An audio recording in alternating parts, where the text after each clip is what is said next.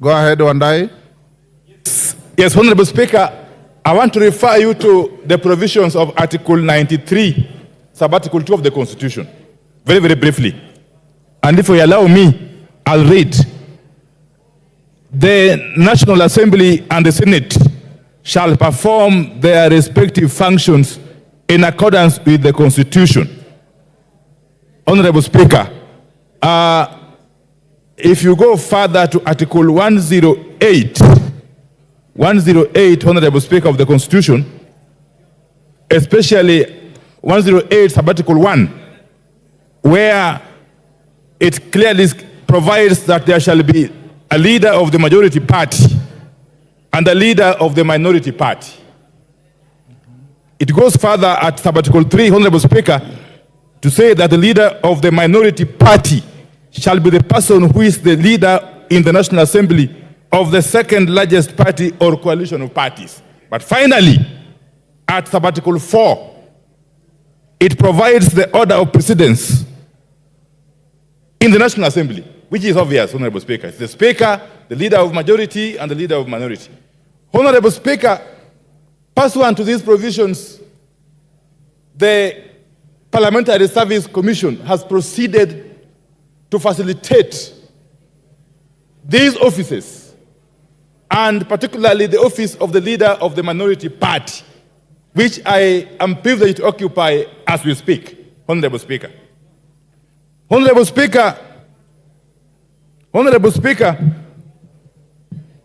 part of the facilitation of that office is the enabling of the office to hire officers. As a matter of fact, the Commission has facilitated my office to hire officers. In fact, it has hired for me officers to serve in the office of the leader of the minority party, to enable that office to perform its functions effectively, Honorable Speaker. And I believe that is the case with the office of the leader of the majority party and other offices in the National Assembly. Honorable Speaker, one of the officers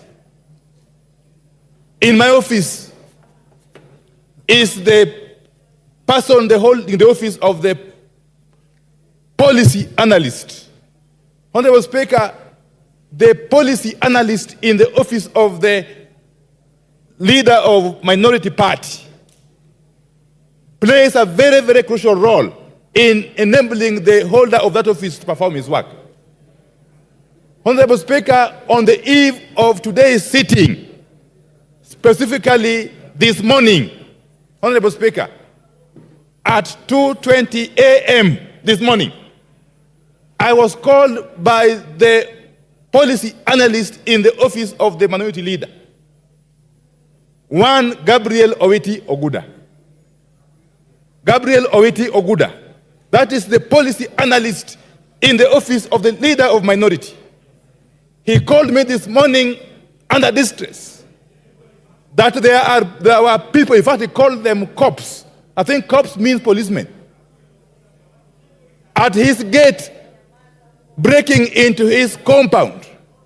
The issues I'm raising are so serious that I want to request my brother Pukose to be patient.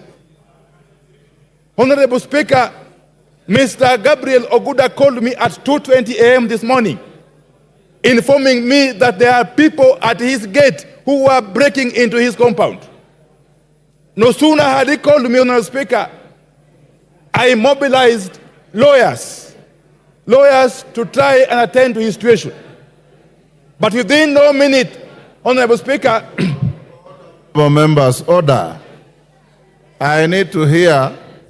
Honorable Speaker, 10 minutes after Mr. Oguda called me, my phone calls were jammed. I was unable to call nor to receive calls until about 6:30 this morning. Honorable Speaker, in the ensuing period, these persons actually broke the gate of Honorable Oguda's compound, went further to break his door, and abducted him. Up to this moment I'm speaking here, we do not know the whereabouts of Mr. Oguda.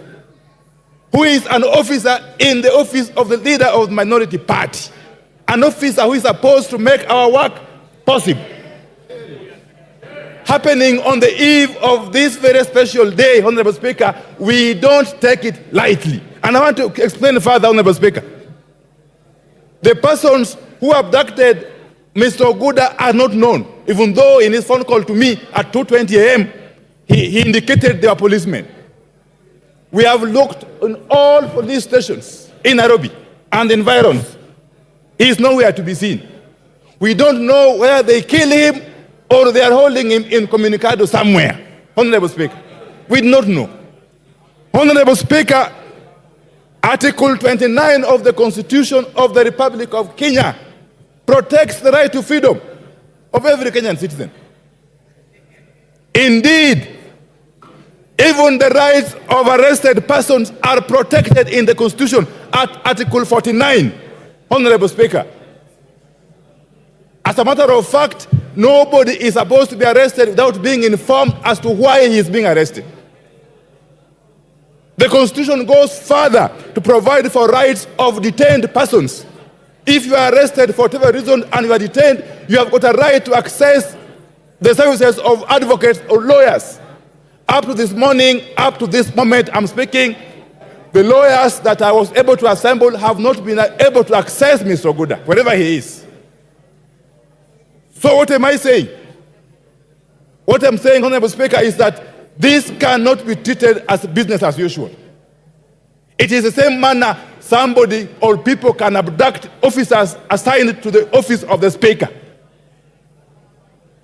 That would be an affront to the independence of the institution of Parliament, Honorable Speaker. Parliament is an independent institution, and this House is not complete without one side of the House. This House is only complete with the majority side and the minority side. Honorable Speaker, before I conclude, let me say this. Some of us have walked this journey, and you know, these are not things that are new to us. But it will be unfortunate if this country were to regress to the dark old days, which we have been accustomed to, and some of us have been victims of. Honorable Speaker, a trend is now emerging of abductions of people in this country by people who we do not know. I am being told this morning from some sources that there is a unit already being established in the police service, and that unit is reporting to nobody. They are reporting to nobody. They are a law unto themselves. He is on a point. They are abducting Kenyans. Wind up. I am on a point of order. Wind up. What is itching, Honorable Herman? Order, honorable members. Order. Order. So can I allow him to prosecute my case? He seems to know more. I'm hearing what. Go on. I'm hearing what you are saying. Yeah, this is. Clerk, you can improve the sound system. Honorable Speaker, I was in this house. I was in this house in the 12th Parliament when members, especially some of them sitting that side, were crying here. Were crying here over these abductions. I can tell you, Honorable Speaker, the shoe could be on the other side of the foot. But these are the same things, Honorable Speaker. What is good for the goose must certainly be good for the gander. Thank I can you. tell you.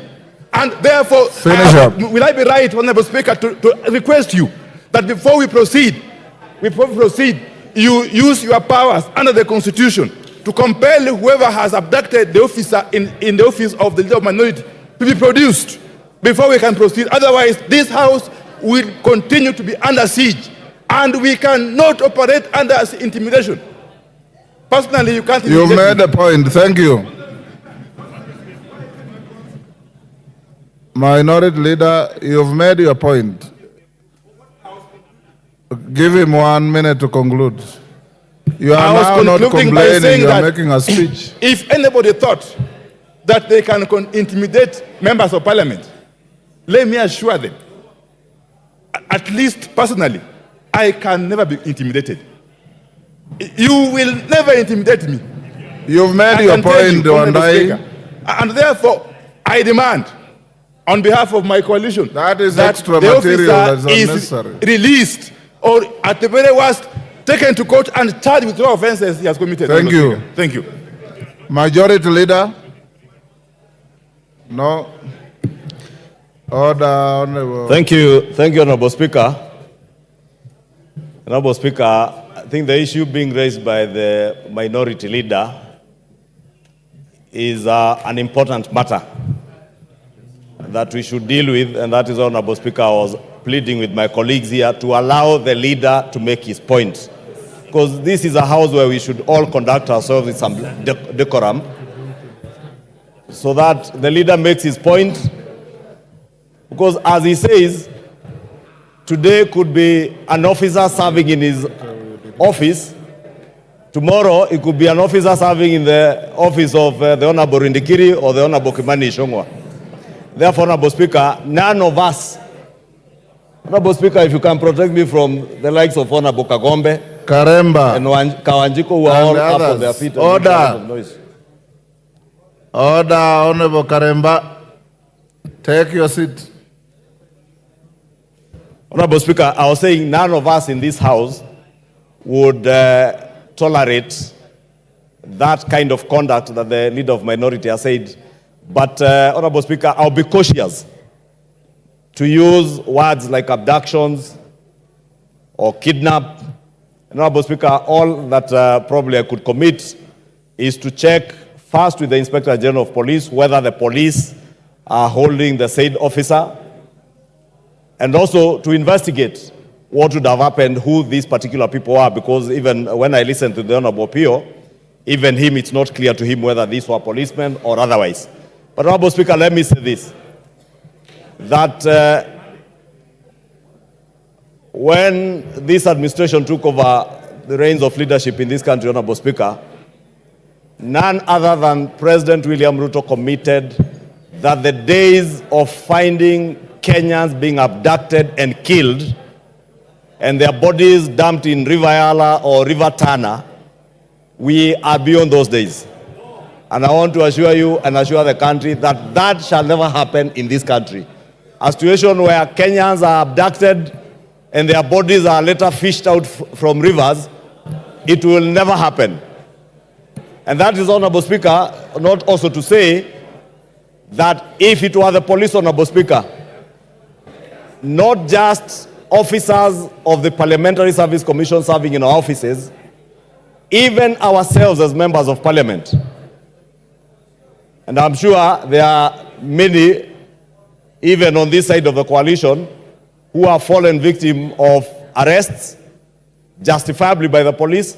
And when the police arrest you, they will book you into an OB, lock you in a non-police station, and you will be produced in court or released if they have no reasons to charge you, Honorable Speaker. Therefore, let us also not create the impression that those of us working in Parliament or are parliamentarians, we are immune to the law. None of us is immune to the law. And we should all and must all be treated equally under the law.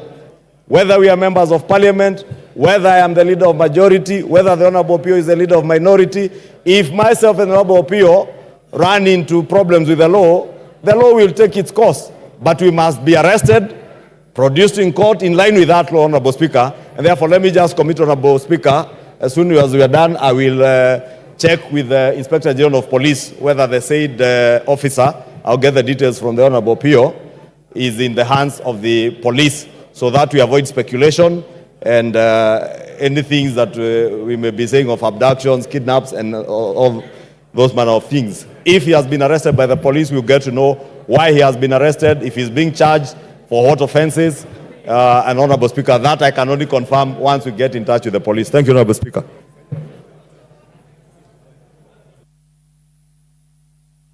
Order, honorable members. Order. Order, honorable members.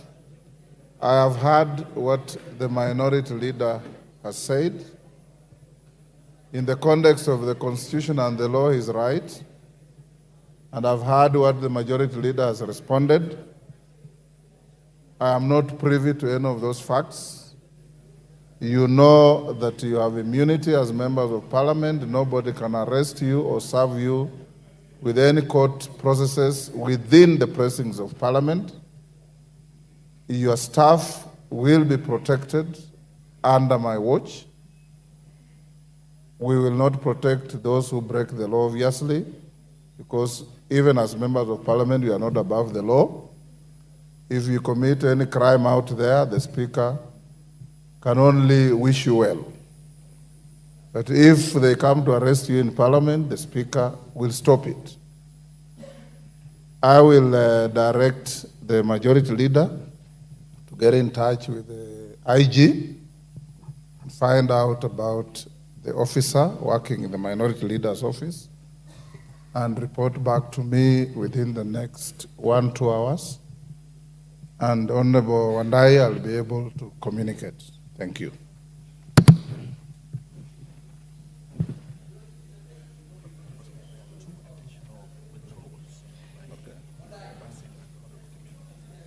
Order. Next order.